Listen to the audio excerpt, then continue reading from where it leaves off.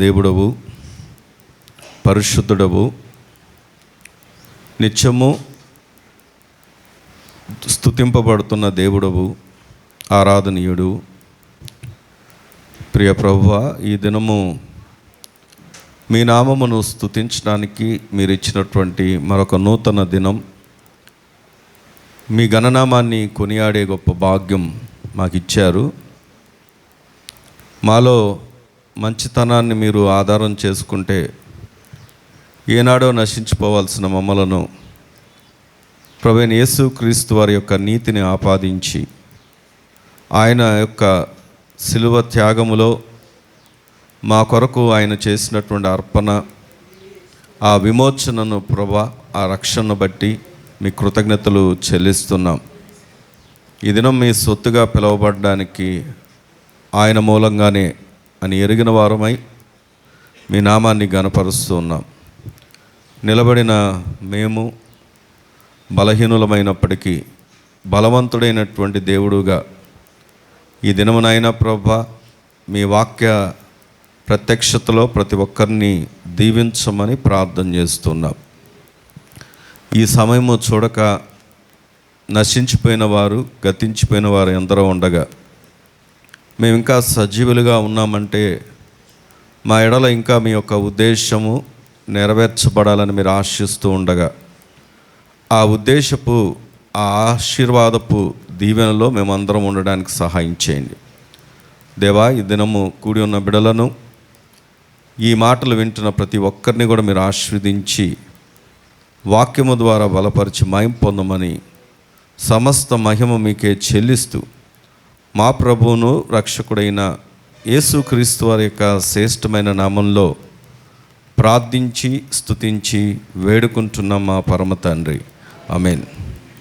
దేవుని యొక్క పరిశుద్ధ గ్రంథంలో అందరికీ పరిచయం ఉన్నటువంటి లేఖన భాగాన్ని మనం ధ్యానం చేసుకుందాము. 23వ కీర్తన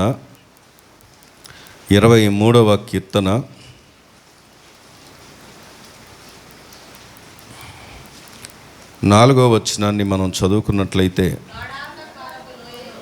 గాఢాంధకారపు లోయలో నేను సంచరించినను ఏ అపాయమునకు భయపడను. నీవు నాకు తోడయుందువు, నీ దుడ్డు కర్రయు నీ దండమును నన్ను ఆదరించును. దేవుడి మాటలు మనందరి వెనుకల్లో దీవించునుగాక, ఆమేన్. ఇక్కడ చదవబడినటువంటి వచన భాగం ఈ 23వ కీర్తన. వినండి. బాగా పరిచయం ఉన్నటువంటి లేఖన భాగం. చూడకుండా కూడా చెప్పగలిగిన వారు అనేకులు ఉన్నారు. ఒక మాటలో చెప్పాలంటే ఇది అసలు ఎక్కడుందో తెలియకపోయినా దాన్ని అనర్గళంగా ఆ వాక్యాన్ని చెప్పగలిగిన వారు ఎందరో ఉన్నారు. అయితే ఈ దినం ఇక్కడ గమనించినప్పుడు ఒక అనుభవాన్ని మనం నేర్చుకోవడానికి ఈ మాట నేను జ్ఞాపకం చేస్తున్నాను. ఏంటా అనుభవం అంటే, అక్కడ రాయబడి ఉంది గాఢాంధకారపు లోయలో. అంటే ఒక్క మాటలో చెప్పాలంటే లోయ అనుభవం. మీ పక్కన చెప్పండి, ఈరోజు వాక్యాంశం అదే. ఏ అనుభవం? లోయ అనుభవం. చూడండి, ఆలోచన చేస్తే లోయ అనే అనుభవం దగ్గరకు వచ్చినప్పుడు, ఇంగ్లీష్లో వ్యాలీ అంటారు, ఆ యొక్క అనుభవంలోకి వచ్చినప్పుడు అది చాలా ఈజీగా ఉండేది కాదు.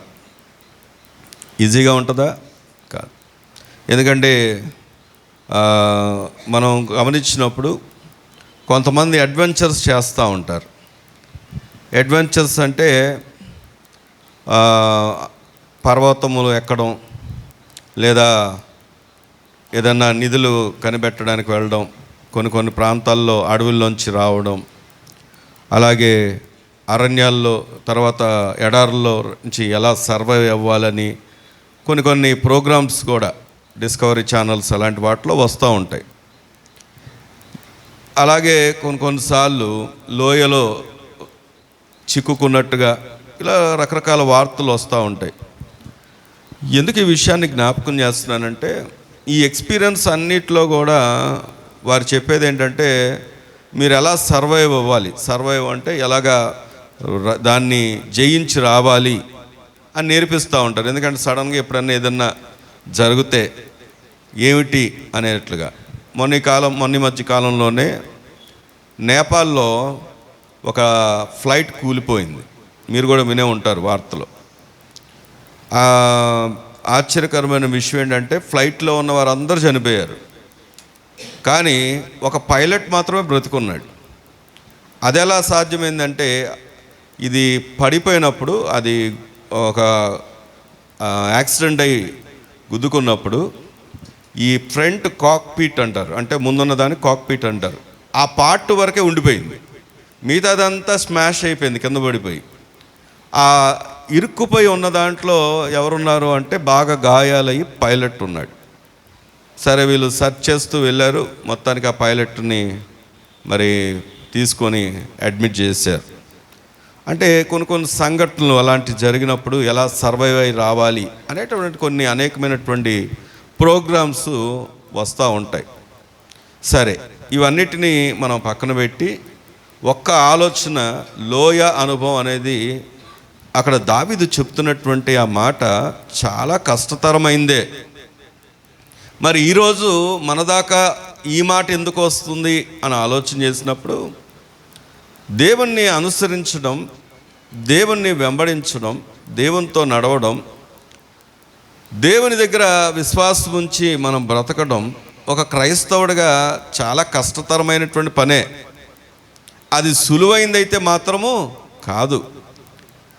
అది కష్టంగా అనిపించినప్పుడు నువ్వు దాని నుండి అయిష్టంగా వెనక్కి మరలితే, బైబిల్ వాక్యం సెలవిస్తున్న మాట ఏంటంటే, ఒకసారి నాగటి మీద చేయి వేసి వెనక్కి తిరుగువాడు ఎవరో తెలుసా?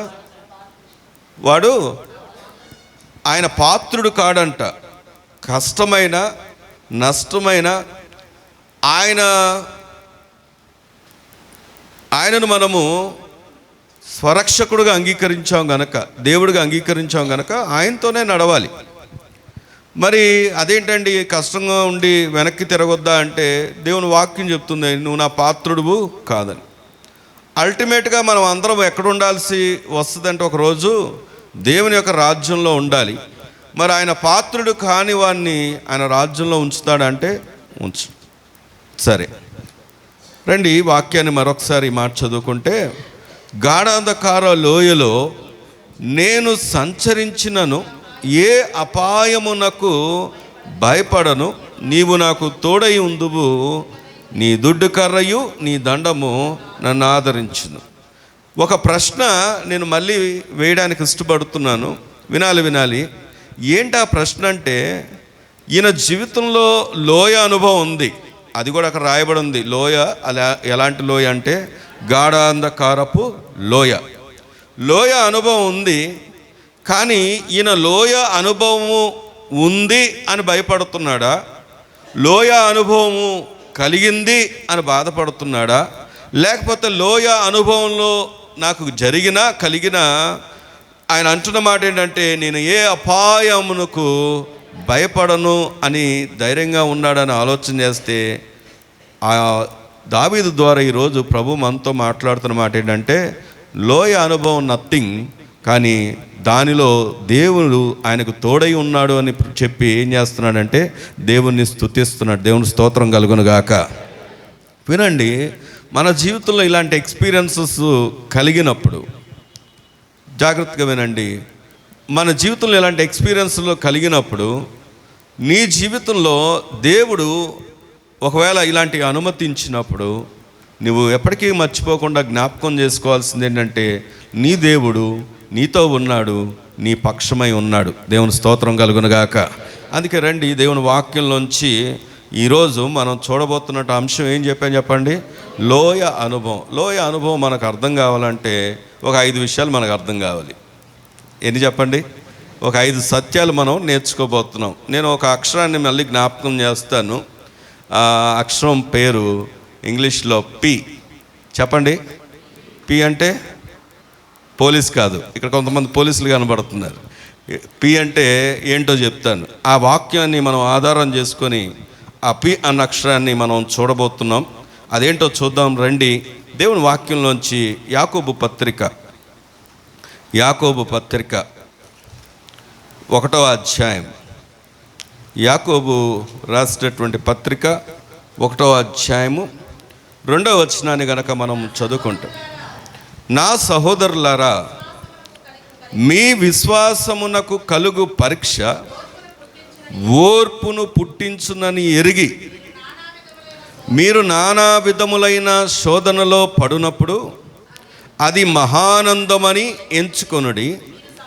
మీరు సంపూర్ణులను అనునాంగులను, ఏ విషయములోనైనను కొదువులైన వారై ఉండునట్లు ఓర్పు తన క్రియను కొనసాగనింపనీయుడి. దేవుని స్తోత్రం చెప్దామా? హల్లెలూయా. ఇక్కడ వాక్యాన్ని ఆధారం చేసుకుంటే లోయ బ్రాకెట్లో ఇలా పెట్టుకోవాలి మనం. అది ఏమిటి అంటే శ్రమ. ఉన్నారా ఇక్కడ? క్రైస్తవులకు శ్రమ రాదు అనేది ఒక అబద్ధ బోధ. ఎవరైనా అలాంటి బోధ బోధిస్తున్నారు అంటే ఖచ్చితంగా వారు నిన్ను మభ్యపెడుతున్నారు. వాక్యము చాలా స్పష్టంగా చెప్తున్నమాట. ఏ భక్తుడైనటువంటి చెప్తున్నటువంటి మాట ఏంటంటే, దావీదు ఇందాక చదువుకున్నట్టు వచ్చిన గాఢాంధకార లోయలో నేను సంచరించినను. మీరు అనొచ్చు, ఆయన ఇంకా వెళ్ళలేదేమోనండి, వెళ్తే అంటున్నాడేమో. కాదు. 23వ కీర్తన అక్కడ ఉన్నటువంటి భౌగోళికమైనటువంటి పరిస్థితులను వివరిస్తూ, ఈయన గొర్రెల కాపరిగా గొర్రెలను నడిపించుకుంటూ వెళ్తున్నప్పుడు ఎన్నో ఎక్స్పీరియన్సెస్ని చూస్తున్నాడు ఆయన. ఆ ఎక్స్పీరియన్స్లో అవంట ఇలాగ కొండ అంచున స్లోప్గా ఉంటుందంట. వీరు మధ్యలోంచి లోయలోంచి వెళ్తూ ఉంటారంట. వెళ్తున్నప్పుడు పైన తోడేళ్ళు ఉంటాయంట, క్రూరమైనటువంటి జంతువులు ఉంటాయంట. వాటిని ఎలాగైనా చంపాలని ఎదురు చూస్తూ ఉంటాయంట. అలాంటి సమయంలో దావీదు ఆ యొక్క ఫిజికల్ ఎక్స్పీరియన్స్ని జ్ఞాపకం చేసుకుంటూ స్పిరిచువలైజ్ చేస్తూ, అంటే అక్కడ ఏం చేస్తున్నాడు, భౌగోళికంగా అక్కడ ఉన్న పరిస్థితులను చూస్తూనే ఆత్మీయంగా కూడా దేవుడు ఎలా తోడై ఉన్నాడో ఈ కీర్తనలో రాయబడింది. దేవుని స్తోత్రం కలుగును గాక. అలాంటి క్రూర జంతువులు, క్రూర మృగాలు అవి చంపడానికి సిద్ధంగా ఉన్నా నేను ఏ అపాయానికి భయపడను. కారణం ఏమిటి అంటే, నాకు ఆయన దండం ఉంది, ఆయన దుడ్డుకర్ర ఉంది, ఆయన నాకు తోడై ఉన్నాడు అని చెప్తున్నాడు. దేవుని స్తోత్రం కలుగును గాక. అందుకే ఇక్కడ వాక్యాన్ని మనం పరిశీలన చేసినప్పుడు వాక్యం చెప్తున్నటువంటి సత్యం ఏంటంటే, ఇదిగో మీ ఎడల నా ఎడల, నేను ఇందాకే చెప్పా, ఒక సత్యం నేర్చుకుంటున్నాం. మొట్టమొదటిది ఏంటంటే పర్పస్. ఏం చెప్పండి? ఫస్ట్ పి ఏంటి చెప్పండి? పర్పస్. పర్పస్ అంటే ఏంటి? ప్రణాళిక. దేవుడికి నీ యొక్క జీవితంలో, నా యొక్క జీవితంలో ఏముంది అంటే ప్రణాళిక ఉంది. దేవుని స్తోత్రం చెప్దామా? గట్టిగా చెప్దామా? ఈరోజు ఇది మనకు గొప్ప ఆనందాన్ని తీసుకురావాలి. ఎందుకో తెలుసా? ఏ ప్రణాళిక లేనోడు, ఏ ఉద్దేశం లేనోడికి, అసలు ఎటువంటి ఆలోచన లేనివారు ఏమైపోతారంటే నశించిపోతారు. కానీ దేవుడికి నీ ఎడల నా ఎడల ఒక ఉద్దేశం ఉంది, ఒక పర్పస్తో ఈ భూమి మీదకి వచ్చాం మనం. ఆయన ఏర్పాటు ఉంది, ఆయన ఒక ప్రణాళిక ఉంది. ఆ ప్రణాళికలో నీవు ఉన్నావు. ఆ ప్రణాళికలో భాగమే ఇక్కడ ఏం జరుగుతుంది చూడండి. ఇందాక చదువుకున్న వచ్చిన దగ్గరికి వచ్చినప్పుడు, నా సహోదరులారా, మీ విశ్వాసమునకు కలుగు పరీక్ష ఓర్పును పుట్టించునని ఎరిగి మీరు నానా విధములైన శోధనలో పడినప్పుడు అది ఎలా ఎంచుకోమంటున్నాడు? ఆయన మహానందంగా ఎంచుకోమంటు. దేవుని స్తోత్రం చెప్దాం. హల్లెలూయా. వినాలి. దేవుడు నీతో మాతో మాట్లాడుతున్న మాట ఇది. మీరు శోధన వైపు చూస్తున్నారు, కానీ నేనేం చూస్తున్నాను? ఆయన అంటున్నాడు, మీరు శోధన వైపు చూస్తున్నారు, మీరు పరీక్ష వైపు చూస్తున్నారు, మీరు శోధనలో పడుతున్నప్పుడు బాధపడుతున్నారు, కానీ అది మహానందం అని ఎంచుకోండి. ఎందుకు అంటే దాని వెంటనే అని చెప్తాడు, దాని ఎడల నాకు ఉన్న ఉద్దేశం ఏంటంటే మీరు సంపూర్ణులను అనునాంగులను, ఏ విషయములోనైనా కొదువలేని వారై ఉండునట్లు ఓర్పు తన క్రియను కొనసాగనిపనీయుడి. ఒక మాట సూటిగా అడుగుతున్నాను అక్కలారా, వినండి. ఏంటి ఆ మాట అంటే, ఒకవేళ నువ్వు కొదువ కలిగి ఉండాలని కోరుకుంటున్నావా, కొదువ లేకుండా ఉండాలని కోరుకుంటున్నావా అంటే నీ సమాధానం ఏంటి చెప్పండి? ఖచ్చితంగా నువ్వు చెప్పే మాట అంటే నాకు ఏ కొదువ ఉండకూడదండి. ఏమండి, నాకు అంతా సమృద్ధిగా ఉండాలండి. ప్రభు కూడా అదే చెప్తున్నాడు కదా. అసలు మీకంటే కూడా నాకు ఒక ఉద్దేశం ఉంది, మీ ఎడల నాకు ఒక ప్రణాళిక ఉంది. మీ ఎడల నాకు ఉన్నటువంటి ప్రణాళికలో మీరు కొదువు లేనివారుగా సంపూర్ణులుగా ఉండాలని కోరుకుంటున్నాను, అనునాంగులుగా ఉండాలని కోరుకుంటున్నాను. దాని కొరకు మీరు శోధనలో ఉన్నప్పుడు దాన్ని ఎలా ఎంచుకోమన్నాడు ఆయన? మహానందంగా ఎంచుకోమన్నాడు. కానీ నేటి దినాల్లో శ్రమ రాగానే ముఖం చాటేసేవారు చాలామంది ఉన్నారు.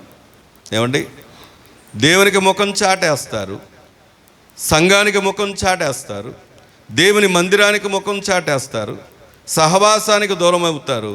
దానివల్ల నష్టపోతుంది ఎవరు?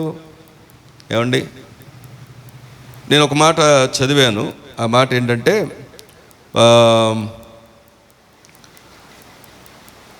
మనకు ఈజిప్ట్ అనగానే వెంటనే గుర్తొచ్చేది ఎవరు అంటే, అక్కడ ఏం కనబడతాయి ఈజిప్ట్లో చెప్పండి? పిరమిడ్స్. ఆ పిరమిడ్స్ గురించి నేను ఒక విషయాన్ని చదివాను. అదేంటి అంటే, అతని పేరు కోసం వెతుకుతున్నాను. హోవార్డ్ కార్టర్ అతని పేరు. ఈ హోవార్డ్ కార్టర్ అనే వ్యక్తి, ఆయనంట 1922లో 1922వ సంవత్సరంలో ఆ ఈజిప్ట్ ప్రాంతంలో ఏం చేస్తున్నాడంటే సర్చింగ్ చేస్తున్నాడంట. లోపల ఇవేమన్నా దొరుకుతాయేమో అన్నట్టుగా సర్చింగ్ చేస్తుంటే దాదాపుగా 5 సంవత్సరాలు ఆ ప్రయత్నం చేస్తూనే ఉన్నాడు. అవతల అతనికి స్పాన్సర్ చేస్తున్నటువంటి వ్యక్తి, అతను ఇంగ్లాండ్కు చెందినటువంటి ఒక రాజు. ఆ రాజు అంట స్పాన్సర్ చేస్తూ ఆపేశాడు. ఎందుకంటే నువ్వు 5 సంవత్సరాల నుండి చేస్తున్నావు, ఏం ఉపయోగం కనపడలేదు, నాకు ఏం ప్రయోజనం కనపడలేదు, కాబట్టి నేను నా ఫండ్స్ అన్ని ఆపేస్తున్నానని చెప్పి ఆపేసాడంట ఈ హోవార్డ్ కార్టర్ అన్న వ్యక్తికి. అయితే ఇతను నిరుత్సాహపడలేదు, ఆగిపోలేదు, తన ప్రయత్నాన్ని ఆపలేదు. అతను అలాగే ప్రయత్నిస్తున్నప్పుడు, దాని తవ్వకాలు చేపిస్తున్నప్పుడు ఒక స్టెయిర్ కేస్ అంటే మెట్లు, నిచ్చెన ఉంది కదా, అది దొరికిందంట. వెంటనే కబురు చేశాడంట, ఇలాగ ఒక నిచ్చెన కనబడింది, దీన్ని మనం ప్రయత్నం చేస్తే ఖచ్చితంగా దొరుకుద్ది అని చెప్పినప్పుడు వారు ఆ ప్రయత్నం యొక్క ఫలితం అద్భుతం ఏంటంటే రామ్సేస్ 6. ఈ రామ్సేస్ అనే మనం వింటూ ఉంటాం కదా, ఈజిప్ట్ రాజులు రామ్సేస్ 6 అంట 6 అనే ఒక చక్రవర్తి యొక్క మమ్మీ దొరికింది అక్కడ ఈ ప్రయత్నంలో. అది దాదాపుగా 3000 సంవత్సరాలకు పూర్వం చెందినటువంటి ఆ యొక్క ఏదైతే మమ్మీ అంటే ఏంటంటే మన మమ్మీలు కాదు, అక్కడ ఉన్నటువంటి బాడీలని మమ్మీలను పిలుస్తారు. వారిని దొరికిందంట. అంటే ఎందుకు ఈ విషయం చెప్తున్నానంటే, ఆయన నిరుత్సాహపడిపోలేదు, ఫండ్స్ ఆగిపోలేదు, తన యొక్క ప్రయత్నాన్ని, తన యొక్క అభిలాషను ఆపుకోలేదు. తను ఏదైతే చేయాలని ఒక నిర్ణయం తీసుకున్నాడో ఆ నిర్ణయానికి కట్టుబడి, ఎడారిలో పనిచేయడం అంటే సామాన్య విషయమా చెప్పండి? ఎడారిలో వెతకడం అంటే సామాన్య విషయమా? అలాంటిది ఆ ప్రయత్నం యొక్క ఫలితం ఒక ఉన్నతమైనటువంటి పేరును సంపాదించుకోవడానికి సహాయపడింది. దేవుని స్తోత్రం కలుగును గాక. ఈరోజు మనం ఆయన ఎందుకు జ్ఞాపకం చేశాను అంటే, దేవుని ఎరిగినటువంటి మనం, నిరీక్షణ కలిగినటువంటి మనం, ప్రభు ఉన్నాడన్నటువంటి విశ్వాసం కలిగినటువంటి మనం, ఏమండి, ఆయనకి ఇంకా అక్కడ నిరీక్షణ లేదు. అందరూ ఆయన నిరుత్సాహపడుతున్నారు, అక్కడ ఏమి లేదయ్యా, ఏమి దొరకదయ్యా, ఆల్రెడీ అన్ని తవ్వకాలు అయిపోయాయి, ఏమి దొరకదన్నప్పటికీ అతను నిరుత్సాహం చెందలేదు. అతను తెలియని దాని కొరకే వెతికాడు. మన ప్రభు ఉన్నాడని తెలుసు, ప్రభు ఏమై ఉన్నాడో తెలుసు, ప్రభు మన జీవితంలో ఏమై ఉన్నాడో తెలుసు, ఆయన ద్వారా మనకు అనుగ్రహించబడిందేంటో తెలుసు, అనుగ్రహించబోతుందేంటో తెలుసు. కానీ నీ ప్రయత్నాలు, నీ యొక్క భక్తి, నీ యొక్క విశ్వాసం ఆపేస్తే ఇంకా నువ్వు ఏమి క్రైస్తవుడివి? ఏమి క్రైస్తవురాలు? చెప్పండి. ఈ వాక్యం దగ్గరకు వచ్చి ఆలోచన చేస్తే నేను గ్రహించాల్సిన సత్యం ఏంటి అంటే, దేవునికి మన ఎడల ఏముంది చెప్పండి? ఒక పర్పస్ ఉంది. దేవుని స్తోత్రం కలుగును గాక. అందుకే అక్కడ ఏమంటున్నాడు అంటే, మీ విశ్వాసమునకు కలుగు పరీక్ష ఓర్పును పుట్టించునని ఎరిగి మీరు నానా విధములైన శోధనలో పడినప్పుడు అది ఎలా ఎంచుకోమన్నాడు చెప్పండి? మహానందమని ఎంచుకోండి. మహానందమని ఎంచుకోండి. ఎందుకంటే శోధన కలిగినప్పుడు దాని ఎడల నువ్వు ఆ శోధన కాదు చూడాల్సింది, ఆయన పర్పస్ని గుర్తుకు రావాలి, ఆయన యొక్క ప్రణాళిక గుర్తుకు రావాలి. నువ్వు సంపూర్ణులుగా, వాస్తవానికి శోధన లేకపోతే మనలో సంపూర్ణత ఉంటుందా చెప్పండి? సంపూర్ణత ఉంటుందా? మన యొక్క విశ్వాసానికి ఖచ్చితంగా పరీక్ష ఉండాలి. మన యొక్క భక్తికి ఖచ్చితంగా పరీక్ష ఉండాలి. మనం సంపూర్ణులుగా మలచబడాలంటే ఖచ్చితంగా శోధన ఉండాలి. అదేంటండి శోధన ఖచ్చితంగా ఉండాలంటే? దేవుడు అందరికీ ఒకేలాగా దాన్ని అనుమతించడు. కానీ నా జీవితంలో అది వచ్చినప్పుడు నువ్వు నిలిచి ఉండాలి. దేవుని స్తోత్రం కలుగును గాక. అందుకే వాక్యాన్ని మనం గమనిస్తే ఒక భక్తుడు, ఆయన ఎవరో కాదు, పౌలు గారు ఏమంటున్నారో చూద్దాం. చూడండి, కొరింథీ 2వ పత్రిక 12వ అధ్యాయము 9వ వచనాన్ని కనుక మనం చదువుకున్నట్లయితే, అందుకు నా కృప నీకు చాలు. ఒకసారి 8వ వచనం కూడా చదవండి. 7వ వచనము, నాకు కలిగిన ప్రత్యక్షతలు బహు విశేషంగా ఉన్నందున నేను అత్యధికంగా హెచ్చిపోకుండా నిమిత్తము నాకు శరీరములో ఒక ముళ్ళు, నేను అత్యధికంగా హెచ్చిపోకుండా నిమిత్తము నన్ను నలగొట్టుటకు సాతాను యొక్క దూతగా ఉంచబడి. వినండి. పౌలు ఏమని చెప్తున్నాడంటే, అకలారా వినండి. పౌలు ఏం చెప్తున్నాడు అంటే, నాకు చాలా ప్రత్యక్షతలు కలిగాయి. నిజమే, యేసుక్రీస్తు వారు తర్వాత మనకు నూతన నిబంధనలో ఎక్కువగా వినబడే పేరు ఎవరిది చెప్పండి? పౌలు గారు. ఆయన ఎంతో గొప్ప సేవ చేశాడు. దేవుడు ఆయన ద్వారా ఎన్నో అద్భుతాలు చేశాడు. జరగలేదు అద్భుతాలు? దెయ్యం పట్టిన వాళ్ళు విడిపించబడ్డారు. ఏమండి, అతనే క్రైస్తవులను హింసించడానికి వెళ్ళిన వ్యక్తి, కానీ అతనే ప్రభువు పట్టుకున్న తర్వాత ఎంతో గొప్ప సేవ చేశాడు. ఆయన అంటున్నాడు, నాకు కలిగిన ప్రత్యక్షతలు బహు విశేషములు. ఎందుకంటే అంత గొప్ప ప్రత్యక్షతలను దేవుడు బయలుపరిచాడు. చెలి వినండి.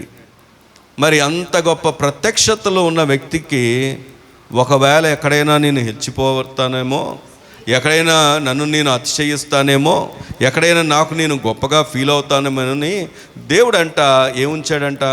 ఒక ముళ్ళు. ఈరోజు మనం కొద్దిగా చక్కగా పాట పాడడం రాగానే చాలా అతిశయిస్తాం. కొద్దిగా ఆరాధన నడిపించడం రాగానే చాలా అతిశయపడుతూ ఉంటాం. వాక్యాన్ని అందించడం రాగానే చాలా అతిశయపడుతూ ఉంటాం. ఆయా పనుల్లో వాడబడుతుంటే చాలా అతిశయపడుతూ ఉంటాం. మంచిదే. దేవుడు ఆయన చెప్తున్న మాట ఏంటంటే, నీకు దేవుడు ఇచ్చినటువంటి తలాంతులు బట్టి వాడబడాలి. ఎంత విచిత్రం ఏంటంటే, భక్తి కూడా ఆరాధన క్రమాల్లో ఉన్నప్పుడు ఆరాధన క్రమాల్లో కొంతమంది కనబడరు, కానీ వారికి తోచిన క్రమాలను తయారు చేసుకుంటారు. వారికి నచ్చినటువంటి భక్తిని వారు చేస్తూ ఉంటారు. ఎందుకు ఈ మాట చెప్తున్నానంటే, దేవుడు మనకిచ్చినటువంటి అవకాశాన్ని, దేవుడు మనకిచ్చినటువంటి సమయాన్ని, దేవుడు మనకిచ్చినటువంటి అనుకూలతను మనం ఖచ్చితంగా వినియోగించుకోవాలి. సరే, ఇక్కడ ఆలోచన చేస్తే ఎక్కడ కూడా మనం అతిశయపడడానికి మనలో ఏమీ లేదు అని చెప్తూ అక్కడ పౌలు అంటాడు, నాకు శరీరంలో ఏముందంటే ఒక ముళ్ళు ఉంది. ఒక మాట సూటిగా అడుగుతున్నాను, అనేకమైనటువంటి అద్భుతాలు చేసిన వ్యక్తికి తనకు తాను స్వస్థపరచుకోవడం సాధ్యమేనా? సాధ్యం కాదా? చెప్పాలి.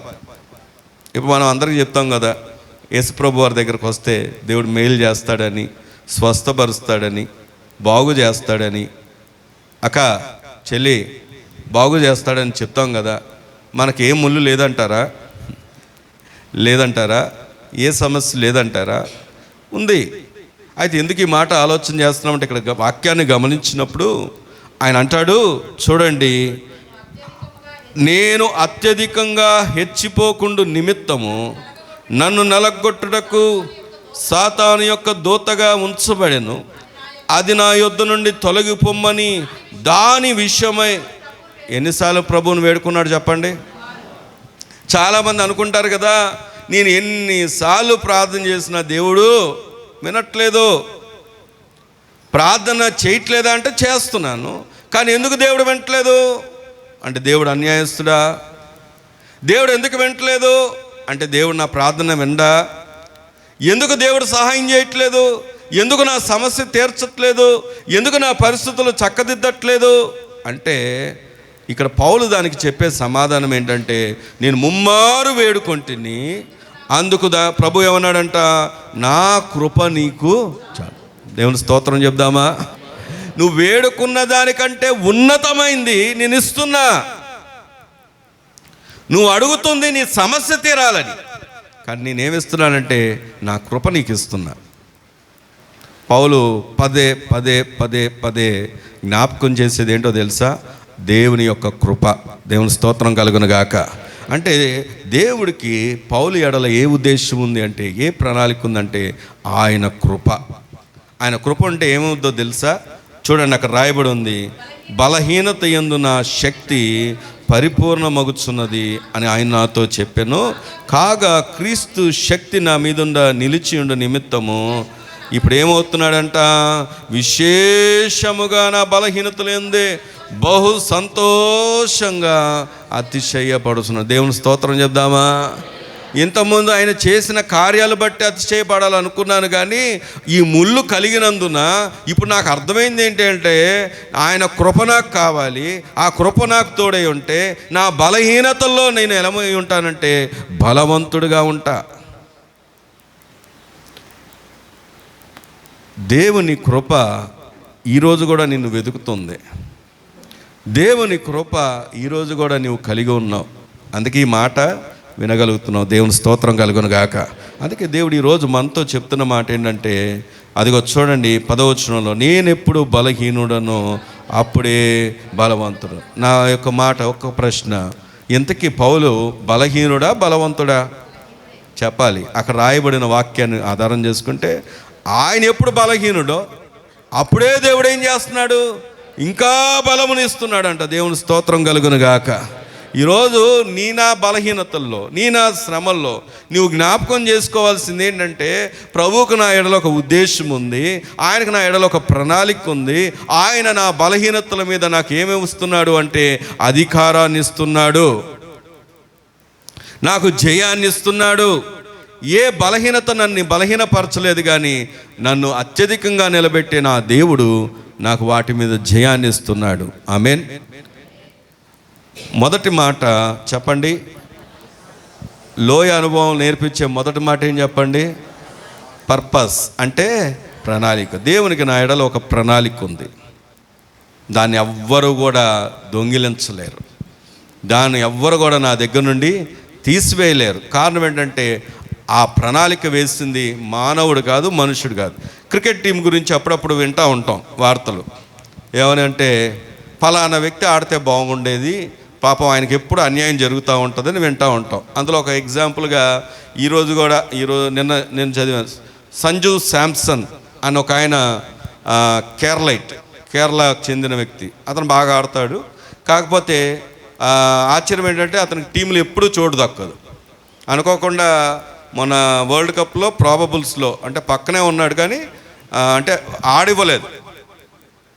ఎవరెవరినో ఆడిస్తూ ఉంటారు. అంటే ఇక్కడ నేను ఎందుకు వాళ్ళ టీంని నేనేం తక్కువ అంచనా వేసి లేకపోతే వాళ్ళకి చెప్పట్లేదు, కానీ నిన్న కూడా చదివింది ఏంటంటే, ఫలానా వ్యక్తి ప్లేస్లో ఈయన ఆడించవచ్చు కదా, ఎందుకు ఆడించలేదు, ఎప్పుడు ఆయన విషయంలో పక్షపాతం చూపిస్తూ ఉంటారు అని అంటారు.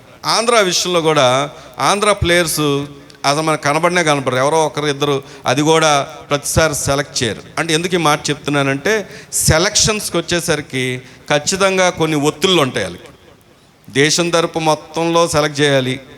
అందులో కొంతమంది రికమెండేషన్స్ ఉంటారు, కొంతమంది మంచి పైనుండి వచ్చే ఒత్తుళ్ళు ఉంటాయి, వాళ్ళకి సెలెక్టివ్ పీపుల్ ఉంటారు. వీటన్నిటి విషయంలో ఎక్కడో చోట ఒక అన్యాయం జరగదా? జరుగుద్ది. కానీ నీ విషయంలో దేవుడు కలిగినటువంటి ప్రణాళికలో, పర్పస్లో మధ్యవర్తి ఎవరు లేరు. నిన్ను ఎలక్షన్ చేసుకుంది, నిన్ను సెలెక్ట్ చేసుకుంది, నీ ఎడల ప్రణాళిక వేసింది ఎవరో తెలుసా? దేవుడే. దేవుని స్తోత్రం కలుగును గాక.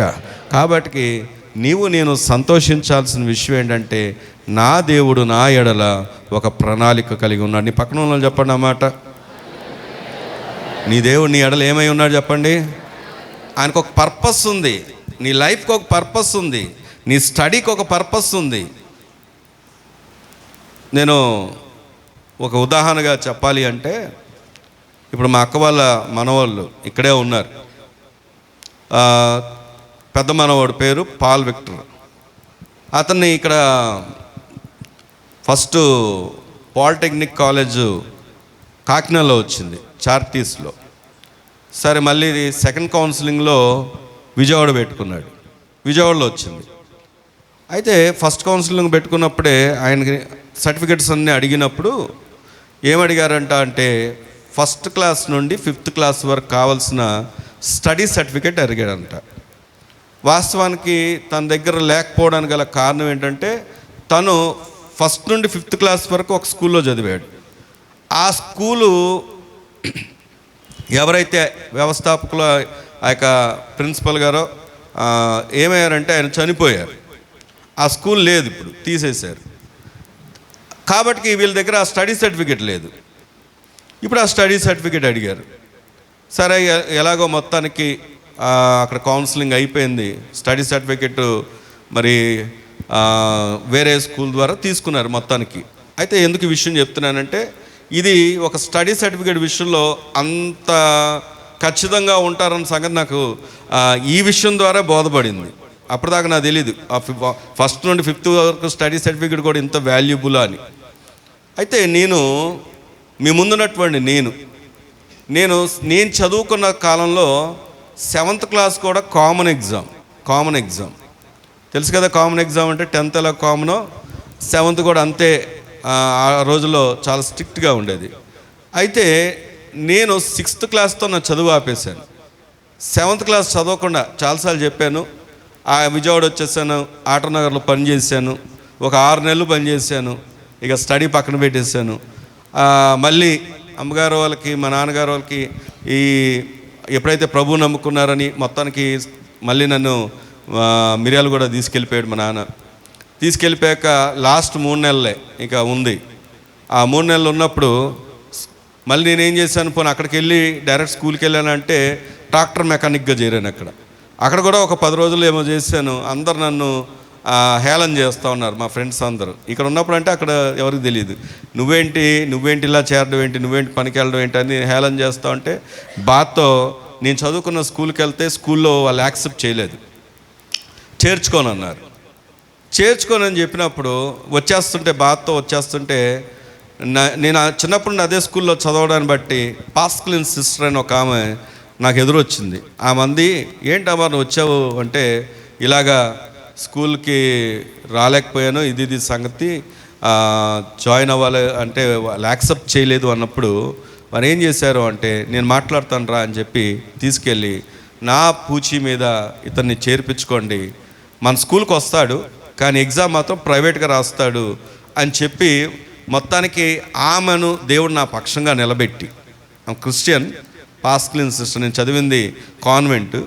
అలాగా మొత్తానికి 7th ఎగ్జామ్ రాశా. అసలు విషయం ఎందుకు చెప్తున్నానంటే, ఈ విషయం స్టడీ సర్టిఫికేట్ ఫస్ట్ నుండి 5th ఎంత ఇంపార్టెన్స్ ఉందని నాకు ఇప్పుడు అర్థమైందో. అసలు నాకు 7th క్లాస్ సర్టిఫికేట్ నేను ఎగ్జామ్ రాశాను. ఈ రిజల్ట్ వచ్చిన టైంలో ఎగ్జాక్ట్గా మా నాన్నగారు, నేను 8thలోకి మాకు పాలు పోసే ఆయనే మాకు స్కూల్లో ఒక మాస్టర్. ఆయన నేను మామయ్య అని పిలుస్తాను. అతను నన్ను తీసుకెళ్ళి ఆ రిజల్ట్ రాకముందే 8thలో వేసేసాడు. 8th క్లాస్లో వేస్తే ఈ 7th రిజల్ట్ వచ్చిందో లేదో కూడా నాకు తెలియదు. మా నాన్నగారు చనిపోవడం, నేను చదువులో కొద్దిగా డిస్టర్బ్ అయిపోవడం, 8th చాలాసార్లు స్టార్టింగ్లోనే చాలా స్కూల్ మానేయడం, అయినప్పటికీ అతను బట్టి ఆ 8th కొనసాగడం, 9th మా అమ్మ చనిపోవడం, ఇలాగా అసలు నాకు 7th క్లాస్ నేను పాస్ అయ్యానో లేదో కూడా నాకు తెలియదు. ఎందుకు విషయం చెప్పానంటే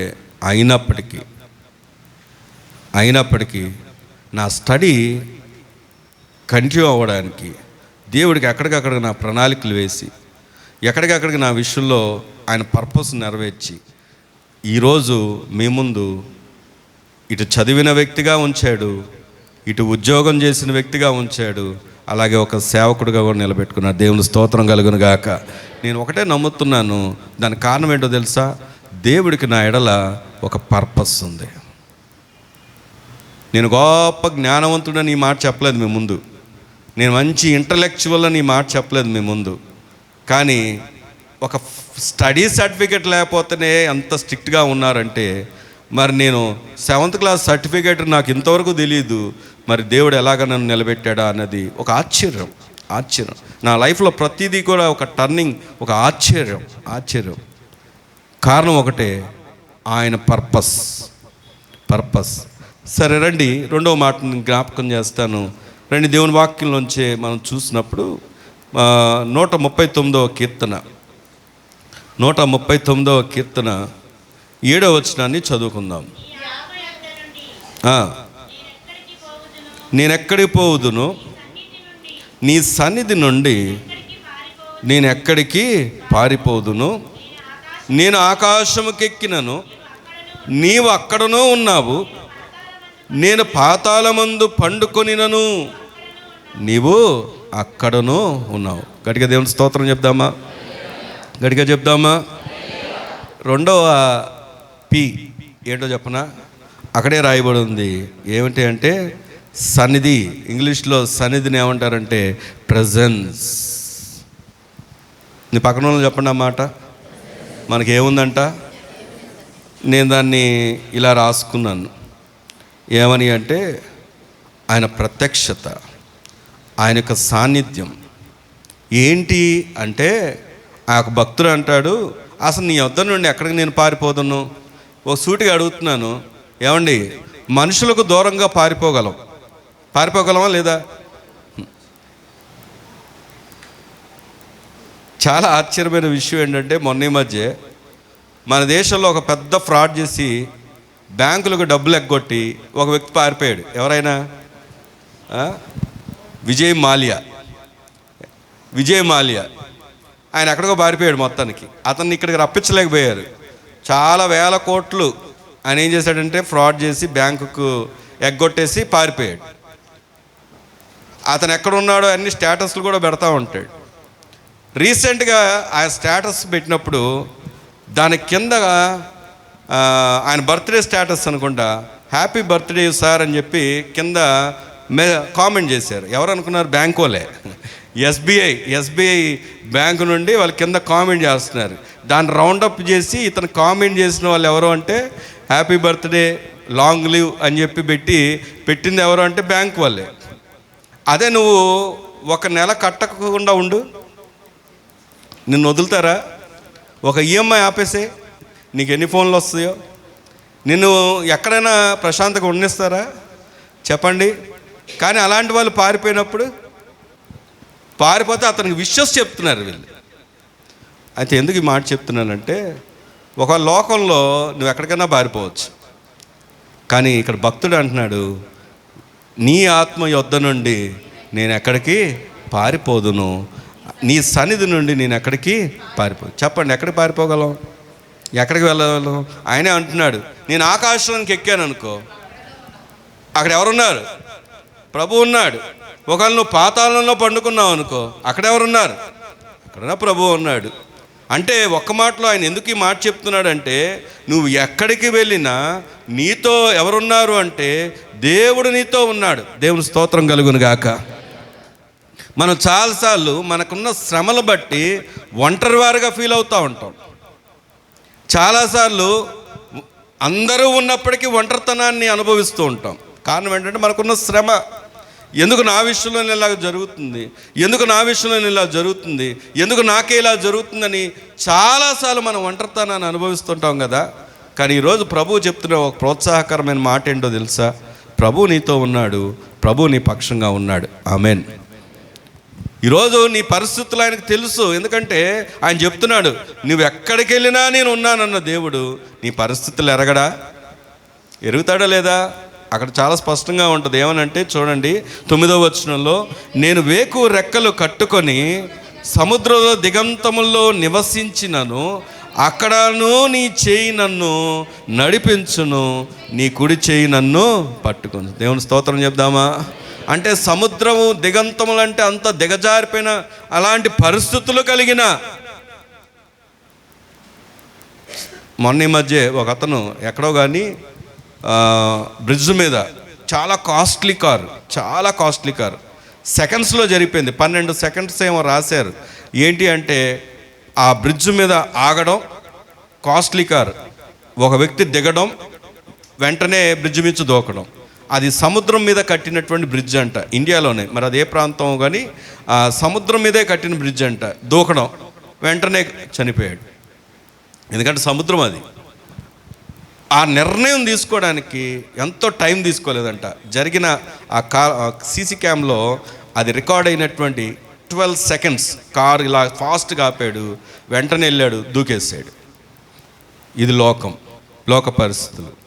కానీ ప్రభు నీతో చెప్తున్న మాట ఏంటంటే, అలాంటి పరిస్థితులు నీకు కలిగిన అక్కడను నీ చేయి ఆయన్ని పట్టుకుంటుందంట. దేవుని స్తోత్రం కలుగునుగాక. ప్రియ సహోదర సహోదరి, మరి నీ సంగతి ప్రభువుకు తెలుసు, నీ పరిస్థితి ప్రభువుకి తెలుసు. నువ్వు గుర్తుపెట్టుకోవాల్సింది ఏంటంటే, దేవుని ప్రజెన్స్, గాడ్స్ ప్రజెన్స్, ఆయన యొక్క సన్నిధి నీతో ఉంది. రండి, కొరింథీ పత్రికలోనే దేవుని వాక్యం సెలవిస్తున్నటువంటి మాటలు మనం చూస్తే 2వ కొరింథీ పత్రిక 1వ అధ్యాయం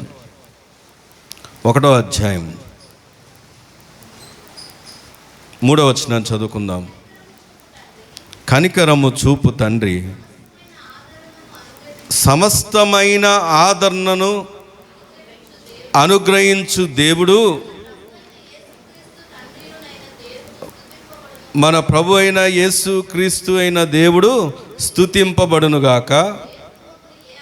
దేవుడు మమ్మును ఏ ఆదరణతో ఆదరించుచున్నాడో ఆ ఆదరణతో,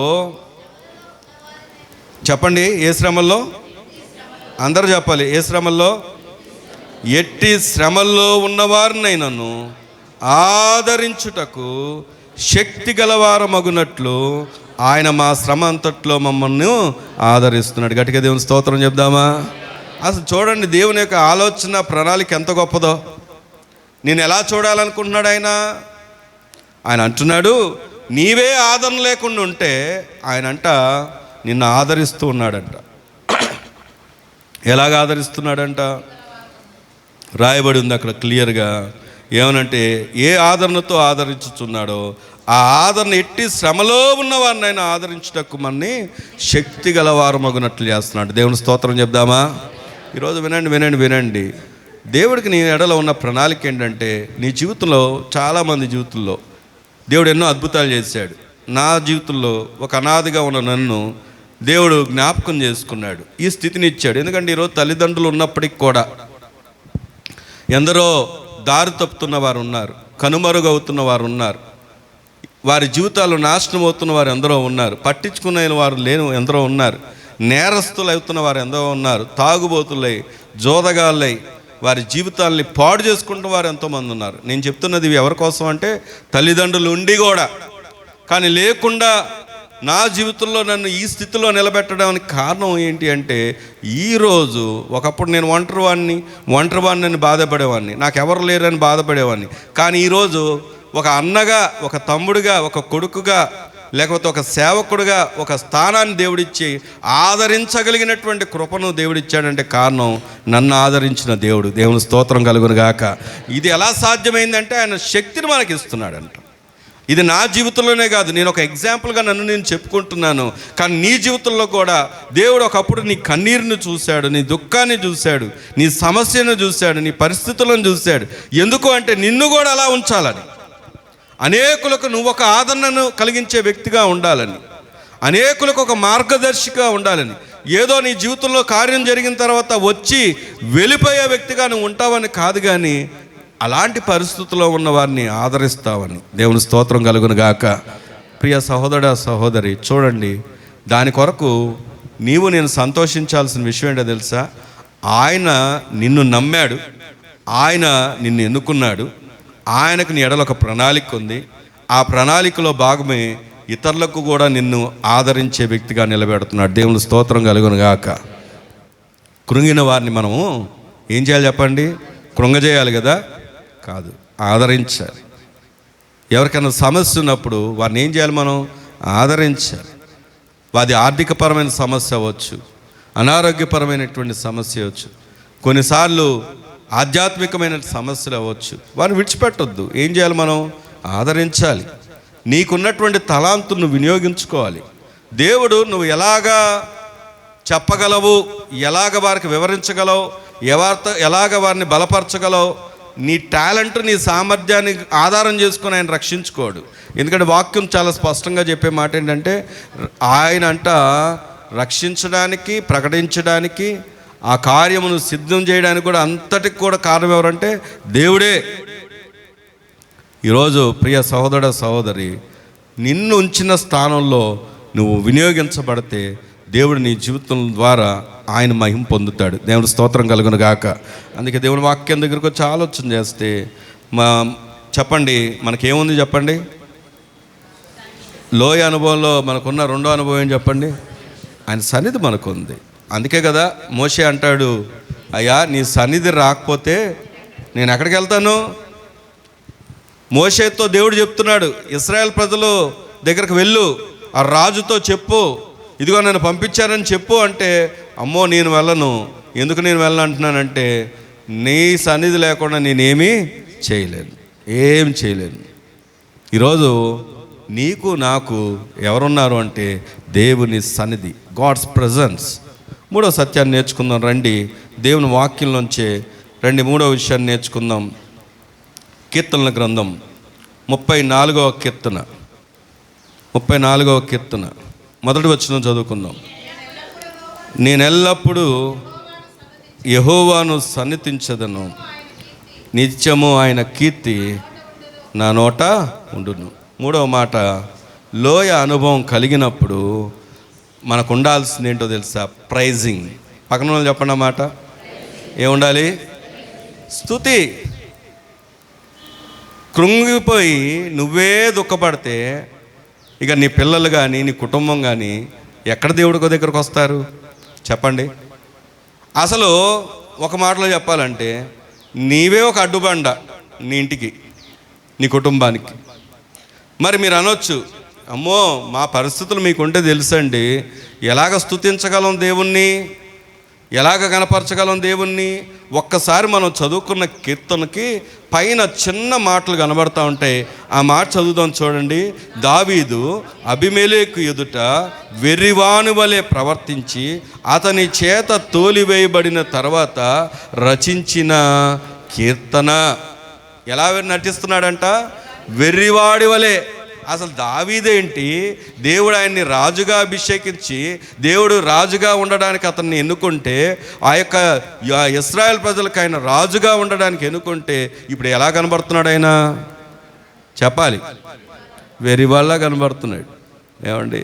తోలివేయబడ్డాడంటే, వెళ్ళిపోయాడు, పంపించేశాడంటే ఆ మాట ఎలా ఉంటుందంటే కొద్దిగా సంతోషంగా అనిపిస్తుంది. కానీ ఏంటంట? తోలివేయబడ్డాడంట.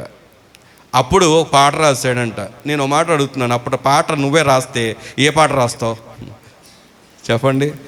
ఏ పాట రాస్తావు? ఎవరు లేక ఒంటరినై అందరికీనే దూరమై అనాథగా, అంతే కదా? రావానానో వెళ్ళిపోతాను ఏసయ్య అని పాడతాం మనం, చెప్పండి. కానీ ఇక్కడ ఆయన రాస్తున్నాడు ఏమనంటే, నేను ఎల్లప్పుడూ యెహోవాను సన్నుతించదను, నిత్యము నా నోటే ఉంటుంది ఆయన కీర్తి. దేవుని స్తోత్రం కలుగును గాక. కారణం ఏంటంటే ఆయన చూస్తుంది శ్రమను కాదు, కారణం ఏంటంటే ఆయన చూస్తుంది పరిస్థితులను కాదు, కారణం ఏంటంటే ఆయన చూస్తుంది ఆయనతో ఉన్న దేవుని స్తోత్రం కలుగును గాక. అందుకే దేవుడు అంటున్నాడు, భక్తుడు అంటున్నాడు, చూడండి 6వ వచనం కనుక చూస్తే, 4వ వచనం కూడా చదువుదాం. 4వ వచనం, నేను యెహోవా యొద్ద విచారణ చేయగా ఆయన నాకు ఉత్తరం ఇచ్చాను, నాకు కలిగిన భయములన్నిటిలో నుండి ఆయన నన్ను తప్పింది. దేవుని స్తోత్రం చెప్దామా? ఈయనకు తెలుసు రహస్యం ఏంటి అంటే, ఇంకెవరి దగ్గరికి వెళ్ళినా ప్రయోజనం లేదు. యోనాతాను మంచి స్నేహితుడిగా ఉండేవాడు, కానీ కాపాడగలడా చెప్పండి? అసలు ఈయనకు మామ ఎవరు చెప్పండి? దావీదు గారికి మామ ఎవరు? సౌలే.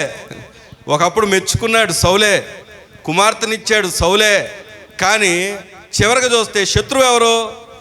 సౌలే. ఆఖరి తన కుమార్తె కూడా తన్ని విడిచిపెట్టింది కదా. చెప్పండి, ఎవరు లేని జీవితంలో ఈయన మనుషులను ఆధారం చేసుకోలేదు. ఎవరిని ఆధారం చేసుకున్నాడు చెప్పండి? దేవుడి దగ్గర విచారణ చేశాడంట. ఆయన ఏం చేశాడంట? ఆయన కలిగిన భయాలన్నిటిలోండి తొలగించాడంట. దేవుని స్తోత్రం కలుగును గాక. దేవుడు నీ భయాల్ని తొలగించే దేవుడు. ఆమేన్. నీ పరిస్థితులను ఆయన చక్కదిద్దే దేవుడు. ఈరోజు ప్రభు నీతో నాతో ఎందుకు మాట చెప్తున్నాడంటే, నీకు నాకు ఉండాల్సిన లక్షణం, లోయ అనుభవాలు వచ్చినప్పుడు ప్రైజింగ్, స్తుతి ఉండాలి. ఎప్పుడు ఉండాలి? ఎల్లప్పుడూ ఉండాలి. నీ నోట ఏముండాలి అంటే ఆయన కీర్తి ఉండాలి. లోకస్తులైతే భయపడతారు, లోకస్తులైతే దుఃఖపడతారు, లోకస్తులైతే వెనక్కి తిరుగుతారు, కానీ నేను ఆయన్ని కలిగిన వారం. దేవుని స్తోత్రం కలుగును గాక.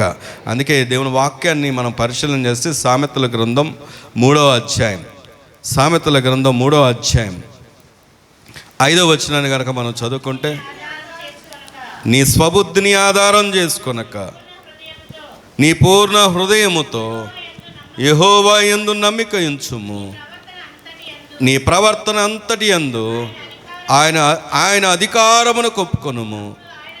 చెప్పండి, ఎప్పుడు చెప్పాలి? ఎప్పుడు? అసలు ఈ ప్రాసెస్ ఒకటి ఉంది. ఏంటంటే అప్పుడు, ఎప్పుడు? ఈ మధ్యకాలంలో కొంతమంది వెళ్తున్నారు కదా, దేనికి? కౌన్సిలింగ్కి, ఇంటర్వ్యూస్కి వెళ్తున్నారు కదా. వెళ్ళంగానే వాళ్ళు ఒక మ్యాండేటరీ పెట్టుకుంటారు వాళ్ళ దగ్గర. అన్నీ నువ్వు రీచ్ అవ్వాలి అంటే, వాళ్ళు కోరుకున్నవన్నీ, వాళ్ళకి కావాల్సిన క్వాలిఫికేషన్స్ అన్నీ అక్కడ అన్నిటిని చూసి లాస్ట్కి కూడా అక్కడ కూడా మళ్ళీ ఏం చేస్తారంటే వారు ఫిల్టర్ చేస్తారు. Qualification important. ఏమంటే ఉన్నారా? ఇక్కడే వింటున్నారా? ఈరోజు ఈ మాట దగ్గరకు వచ్చి ఆలోచన చేస్తే వాక్యం, నీ జీవితంలో ఆయన ఇదిగో నీ మార్గాల్ని సరళం చేయాలంటే ముందు నువ్వేం కలిగి ఉండాలి? పైన రాయబడి ఉంది, మొదటగా నీ స్వబుద్ధిని నువ్వు ఆధారం. సూటిగా ఒక మాట అడుగుతున్నాను, ఎక్కువగా మనం ప్రభువు నడిపించినట్టుగా నడుస్తామా, లేదా మన యొక్క సొంత ఆలోచన చెప్పు నడుస్తామా? చెప్పాలి. నేను అనుకునేవాడిని, ఇందాకే చెప్పాను, నా డిగ్రీ కంప్లీట్ అయిపోయిన తర్వాత ఆటోనగర్ మళ్ళీ పనికి వెళ్ళా ఓ సంవత్సరం. ఆ కమాండ్ కట్లు, ఆయిల్ అది చాలా బరువుగా ఉంటాయి ఆ ప్లేట్లు. నాకు ఆ సబ్మిట్ చేయడం రాదు, చదువుకొని వచ్చాను, మళ్ళీ కష్టంగా అనిపిస్తుంది, హేళన చేస్తున్నారు. అప్పుడు దాకా ఇక నేను ఏమనుకుంటున్నానంటే ఏదో ఒక ఉద్యోగం చేసేయాలి, ఏదో ఒక ఉద్యోగం చేసేయాలి అంతే. నా స్వబుద్ధిని నేను ఆధారం చేసుకొని నేను అప్పుడు ఏమనుకున్నానంటే ఏదో ఒక ఉద్యోగం చేయాలంటే, ఈ కాలువకు అవతలే ఒకరు ఎవరో కువైట్ వెళ్ళారంటే వాళ్ళు పంపిస్తున్నారంటే వాళ్ళకు 10,000 ఇచ్చాం మేము వెళ్ళాలి అని. ఇదిగో అదిగో, ఇదిగో అదిగో, ఇదిగో అదిగో అంటున్నారు. టైం అలాగా నడిపించేస్తున్నారు. 6 నెలల దాకా అయిపోయింది, వాళ్ళు ఏం చేయట్లేదు. ఇటేమో షెడ్కి వెళ్ళాల్సి వస్తుంది, చాలా దుఃఖంగా ఉంది. అలాంటి టైంలో కెన్యాకు ఒక ఆఫర్ ఉంది, వెళ్తా. గట్టిగా అడిగాం ఆయన్ని, గట్టిగా అడిగితే కెన్యాకు ఒక ఆఫర్ ఉంది, వెళ్తావా అన్నారు. నేనేంటంటే ఏదో ఒకటి చేసేయాలి, ఏదో ఒకటి చేస్తే ఎక్కడికో మొత్తానికి ఏదో దేశం వెళ్ళిపోయాను అని అనుకోవాలని చెప్పేసి వెళ్తాను అన్నాను. దేవుడు దానికి వెళ్ళొద్దు అని చెప్పాడు. ఎలా చెప్పాడు అంటే, ప్రార్థన చేసినప్పుడు ఒక రెడ్ సిగ్నల్ చూపించాడు. మనసేమో లాగుతుంది వెళ్ళాలని. ఎందుకంటే ఇక్కడేమో మా బావగారు బాగా కష్టపడే వ్యక్తి, మీకు తెలుసు, పౌలు గారు నాన్నగారు ఎంతో బాగా కష్టపడతారు. ఎంత జ్వరం ఉన్నా ఆయన షెడ్డు మానకుండా వెళ్ళిపోయేవారు. నేను అన్నం తింటుంటే నా ముందు నుండి వెళ్తున్నప్పుడు ఇలా చూసుకుంటూ వెళ్ళేవాడు. అంటే ఈడు తేరగా తింటున్నాడు ఇంట్లో అన్నట్టుగా చూస్తున్నప్పుడు నాకు చాలా సిగ్గు అనిపించేది. తినడానికి చాలా సిగ్గుగా ఫీల్ అయ్యేవాడిని నేను. అంత నామోషిగా ఫీల్ అవుతూ, ఎందుకంటే ఎప్పుడు అలాగే చూస్తూ ఉండేవాడు నా వైపు. ఆయనకి ఇష్టం లేక కాదు, అంటే ఎందుకు ఏమీ చేయట్లేదు అన్నట్టుగా. ఆ టైంలో ఇక అదేమో నాకు మధ్యలో మెదులుతుంది, గిన్నెనో వెళ్ళిపోదాం అనిపిస్తుంది. కానీ దేవుడేమో వద్దన్నప్పుడు అల్టిమేట్గా దేవుని మాటే విందాం అని చెప్పేసి ఎప్పుడైతే ఆగిపోయానో ఆ సమయంలో వెళ్ళిన చాలామంది, అప్పుడు వచ్చినటువంటి వార్తలు ఏంటంటే కెన్యా ప్రాంతంలో చాలామందిని ఊచకోత కోసారు. అంటే తెలుసా, మెడలు కోసారు. ఎందుకు అంటే మేమే కరువులో, మా దేశంలోనే మా వాళ్ళకే సరైనటువంటి లేని టైంలో మీరు వస్తున్నారని చెప్పి వచ్చిన వాళ్ళ మీద ఆ సమయంలో ఏం చేశారంటే ఊచకోత కోసారు. ఇప్పుడు చెప్పండి, ప్రభువు నన్ను తప్పించాడా లేకపోతే మెప్పించాడా? నా స్వబుద్ధిని నేను ఆధారం చేసుకొని ఉంటే ఖచ్చితంగా నేను ఆ దినం శిక్షించబడేవాడిని. వాక్యం అందుకే చెప్తున్నమాట. ఇది నేను ఒక ఎగ్జాంపుల్గా చెప్పాను. చాలామంది వారి జ్ఞానాన్ని ప్రకారం, వారి ఆలోచనల ప్రకారం, వారు కోరుకున్నట్లుగా జరగాలనుకుంటారు. అందుకే నష్టాన్ని చవిచూస్తారు. కానీ వాక్యం చెప్తున్న మాట ఏంటంటే నీ స్వబుద్ధిని నువ్వు ఆధారం చేసుకొనక నీ పూర్ణ హృదయం ఏంటంట యెహోవా యందు నమ్మకం ఉంచుము, నీ ప్రవర్తన అంతటి యందు. చెప్పాలి ఎంతట్లో? నీ బిహేవియర్ ఎక్కడ దాకా? చర్చిలో ఉంటే చర్చిలో లాగా కాదు. ఏమండి, ఇక్కడ అందరూ మంచోళ్ళే, అవునంటారా కాదంటారా? ఇక్కడ అందరూ పరిశుద్ధులే, ఇక్కడ అందరూ దేవదూతలే, అవునా కదా? అందరు దేవదూతలే. కానీ మనం ఏంటన్నది ఎవరికి తెలుసు చెప్పండి? దేవుని తెలుసు. అందుకే కొంతమంది లైఫ్లో నో చేంజ్, వాళ్ళ స్థితి నో చేంజ్. రీజన్ ఏంటంటే పరిశుద్ధత అనేది ఇక్కడ వరకే కాదు. ఆనందం వింటున్నావా? పరిశుద్ధత అనేది ఇక్కడ వరకే కాదు. నీ ప్రవర్తన అంతటి యందు ఆయన అధికారానికి నువ్వు ఒప్పుకుంటే అప్పుడు ఆయన నీ త్రోవలను ఏం చేస్తాడు చెప్పండి? సరళం చేస్తాడు. దేవుని స్తోత్రం చెప్దామా? ఇంతకు నా ప్రశ్న ఏంటంటే దేవుడు చేస్తానంటున్నాడా చేయనంటున్నాడా? చేస్తానంటున్నాడు. దేవుడు నీ పక్షంగా ఉంటానంటున్నాడా ఉండనంటున్నాడా? ఉంటానంటున్నాడు. మరి ఎప్పుడు ఉంటానంటున్నాడంటే నీకు ఒక క్వాలిఫికేషన్ ఉండాలి. నీ మీద నువ్వు ఆధారపడకుండా, నీ స్వబుద్ధిని నువ్వు ఆధారం చేసుకోకుండా, నీ ప్రవర్తన అంతట్లో ఆయన అధికారానికి నువ్వు ఒప్పుకోవాలి. ఆయనను నువ్వు నమ్మాలి. నీ మార్గాలు సరళం చేయబడతాయి. ఆమేన్. ఈరోజు ప్రభు నీతో నాతో మాట్లాడుతున్న మాట, మూడవ సత్యం ఏం చెప్పండి? ఏముండాలి? ప్రైజ్. నాలుగో మాట చూసుకుందాం త్వరగా. దేవుని వాక్యంలో వచ్చే నాలుగో విషయాన్ని మనం జ్ఞాపకం చేసుకుందాం. యెషయా గ్రంథం 48వ అధ్యాయం. యెషయా గ్రంథం 48వ అధ్యాయము 10వ వచనం చదువుకుందాం. నేను నిన్ను పుటము వేసి తిని, ఎలా కాదంట? వెండిని వేసినట్టు కాదు. చెప్పాలి దేంట్లో? అందరూ చెప్పాలి దేంట్లో? నేను ఆటనగర్లో పనిచేసినప్పుడు తప్పించు తిరగడానికి ఎక్కడ ఉండేవాడిని అంటే కొలిమి దగ్గర కూర్చునేవాడిని. ఎందుకు అంటే సమ్మిట్ వేయడం కష్టం. ఈ కొలిమి ఎలా ఉంటుందంటే ఇలా తిప్పుతూ ఉంటే ఓకేసేవాళ్ళు. అది పొగ వచ్చి మంట వచ్చిన తర్వాత వీళ్ళు దేన్నైనా వంచడానికి లారీ కింద ఒగ్గిలు అంటారు, ఆ ఒగ్గిల్ని వంచడానికి లేకపోతే ఈ తయారు చేయడానికి ఏం చేసేవాళ్ళంటే బాగా కొలువులో కాల్చేవాళ్ళు. సింప్లెస్ట్ పని ఏంటంటే తిప్పడం బాగుంటుంది, అది కొద్దిగా సరదాగా ఉంటుంది.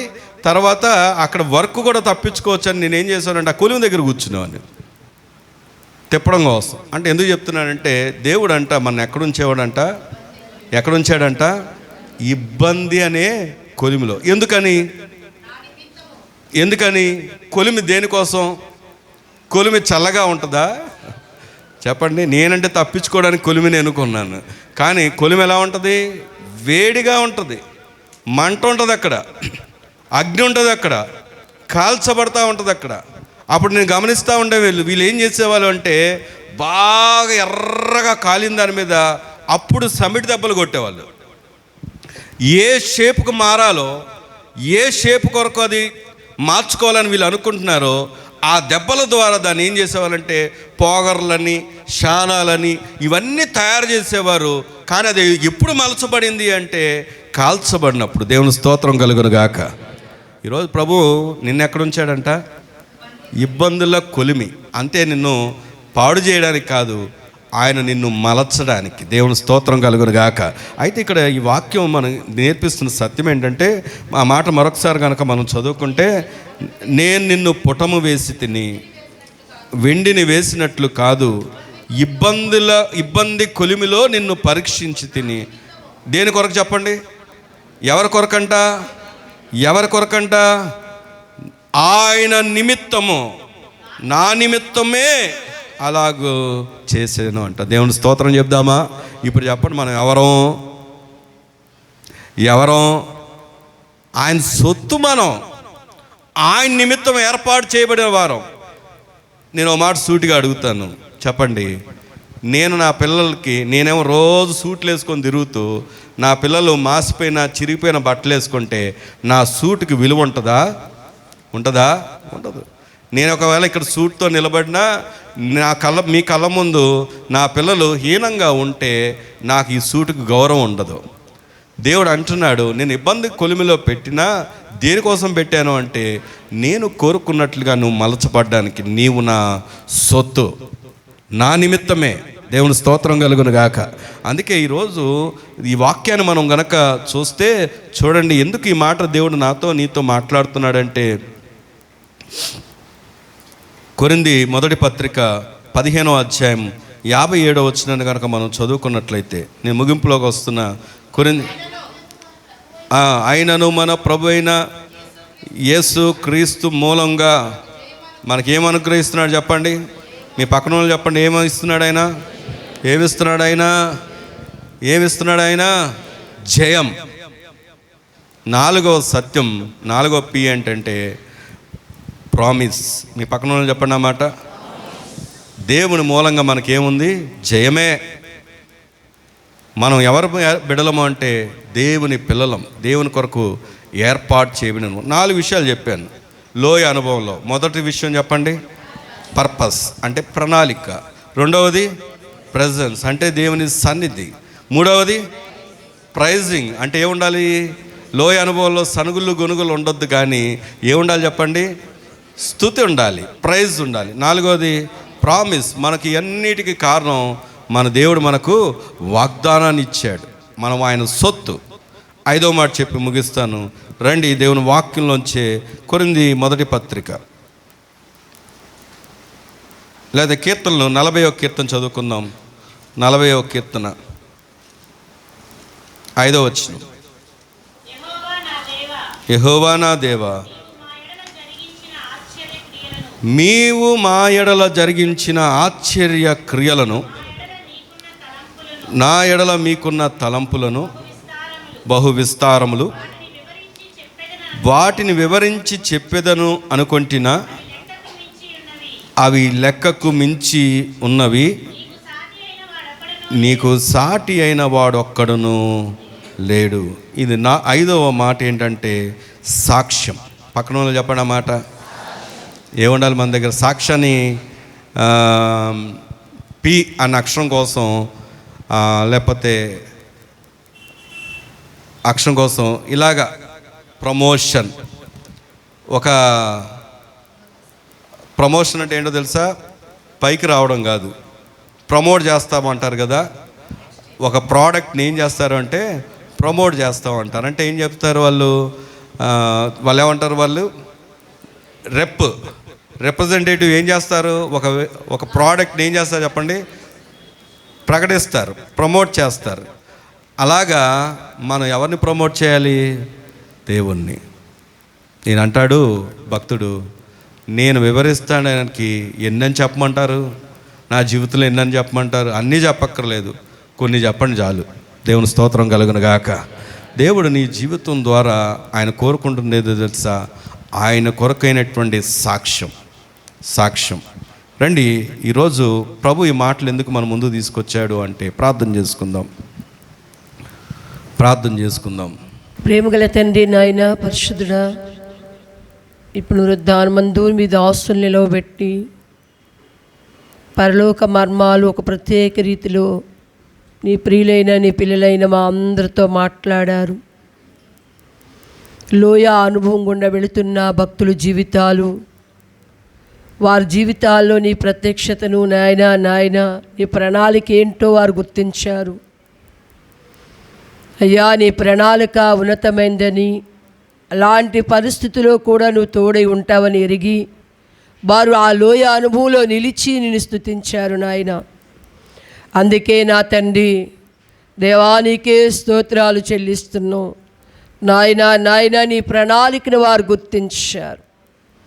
గుర్తించారు కనుకే నీ ప్రత్యక్షతలో నిలవబడ్డారు నాయన. ప్రత్యక్షతలో నిలవబడ్డారు కనుకే నిన్ను స్తుతించారు నాయన. స్తుతించారు. ఎల్లప్పుడు వారు నోట నీ కీర్తన ఉందయ్యా, ఉంది నాయన, ఉంది అయ్యా. అందుకే నాయన నీకే స్తోత్రాలు చెల్లిస్తున్నాం. గొప్ప దేవుడా తండ్రి, నీ కొందనాలు. ఇబ్బందన్న కొలుములో వారు కాల్చబడినప్పటికీ కూడా నాయన ఆ కొలుమును గురించిన అవగాహన వారికి ఉంది ప్రభువా.